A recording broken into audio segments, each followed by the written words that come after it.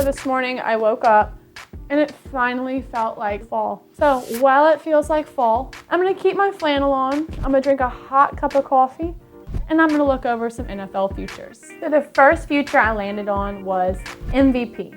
I wanted to try to find something with a little bit more value, and that's why I landed on Josh Allen at plus 1,200. I just think that the way that the Bills and Josh Allen are playing, this is a great number. Not to mention, it'll probably help that the Bills team is legit and will be competing for an AFC title, just like the last two MVPs.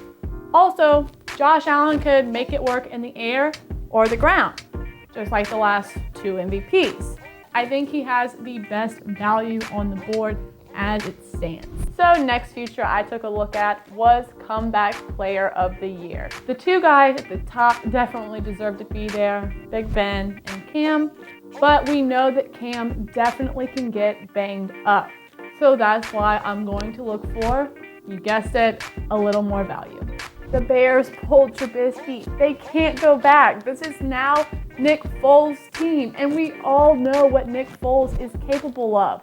Not to mention, this Bears team isn't bad. If they were to make it to the playoffs, that would be a narrative that AP voters would have to consider. And I'm taking my boy, Nick Foles, Comeback Player of the Year. So the last feature I took a look at was Offensive Rookie of the Year. And of course, there was two that I wanted to pull the trigger on right away because they're my LSU boys, Joey Butt Cheeks Burrow and Clyde Edwards-Helaire.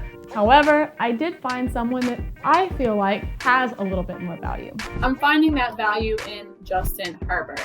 I know Tyrod Taylor is supposed to get his job back, but I've heard conflicting reports on when that actually will be.